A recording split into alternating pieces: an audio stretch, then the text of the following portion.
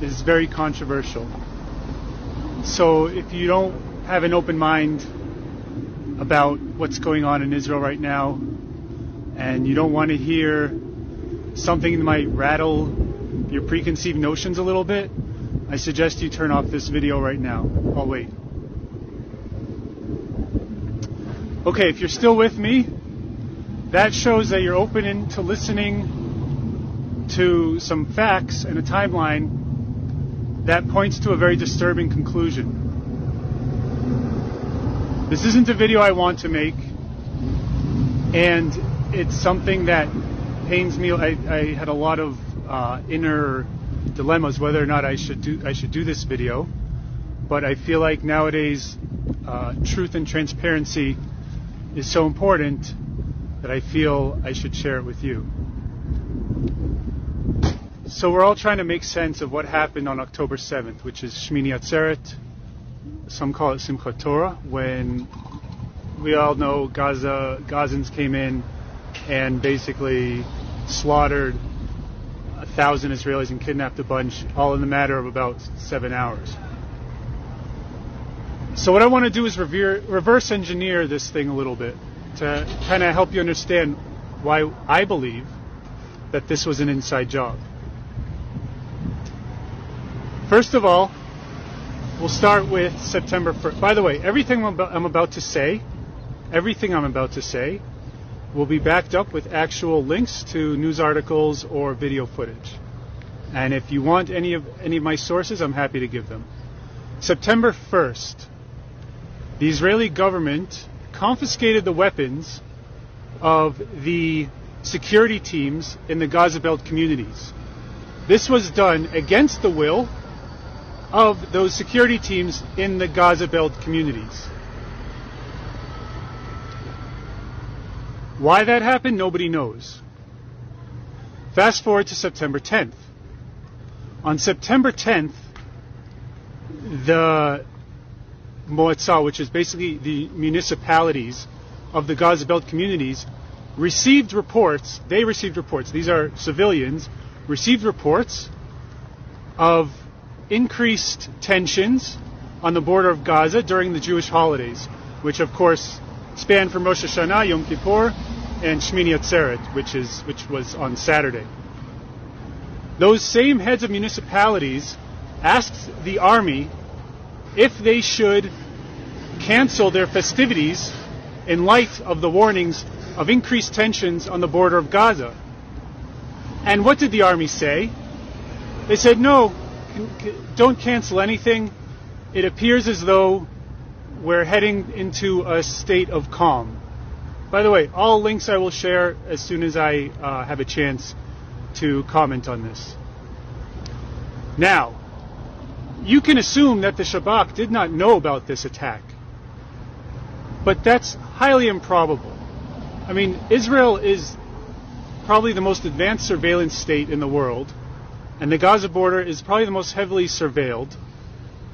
And the Shabak, who somehow knew about a guy who had corona in a toy store and tracked him all the way to a soccer stadium during the days of corona, somehow didn't know about this massive attack planned by thousands of random Gazans on pickup trucks and hang gliders. Are you serious? Are you really that stupid? Do you really believe that? Because if you do, I have a bridge to sell you. Anyways, so then there's the theory that they're called in Hebrew Tatzpitanot, which is basically the command and control center. These are the people, mostly females, who's tasked with observing the Gaza border fence. They say there's a theory that says that they were hacked, or that they conquered or that they blew it up before they blew up the equipment that surveilled. Well, that's BS, because there's actual video footage that I'll also share with you of those same command control center operators reporting on the breach of the fence. The fence was breached in 15 different locations. And you want to tell me that the most highly advanced surveillance equipment on arguably any border in the world, didn't pick that up, didn't report it. Well, they did, and it's documented. So don't believe that lie.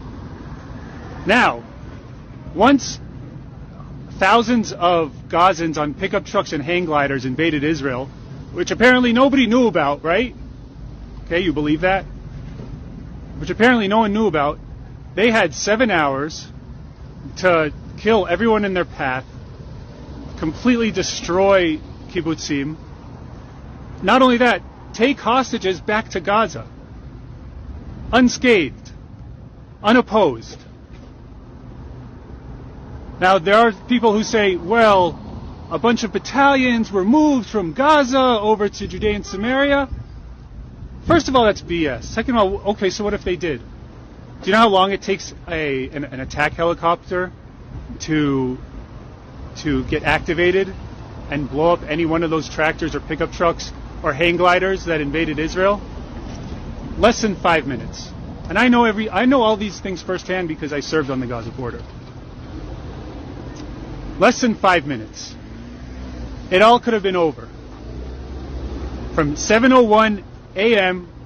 on October, 6th or 7th, on Saturday, I believe it was October 7th, it could have been it could have been a matter of 5 minutes before the whole thing was upended.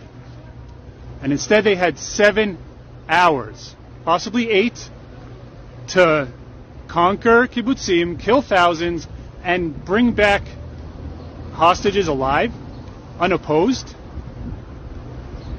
And there's many people that say, oh, well, this was just a breach. No, that's not a breach. I'm sorry, that's not a fucking breach. That's an inside job.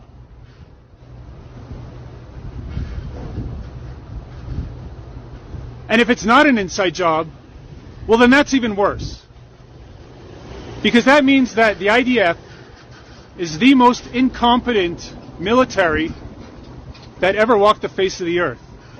And now we're supposed to trust these people to invade Gaza. They're calling up thousands of reservists to invade Gaza under the command of a military that A, didn't see this coming, and B, is too incompetent to react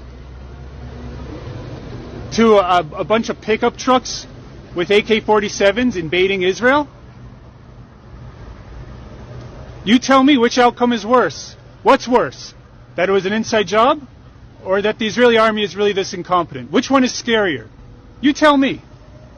You tell me if you trust this same military to send in thousands of incredible Jewish souls dying to fight for this land into Gaza.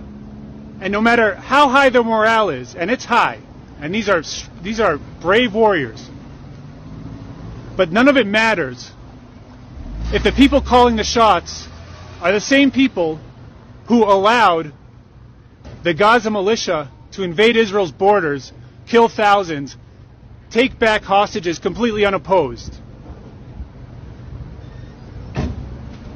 Like I said, this is not a video I wanted to do. This is not something... And oh, by the way, now America is coming with aid?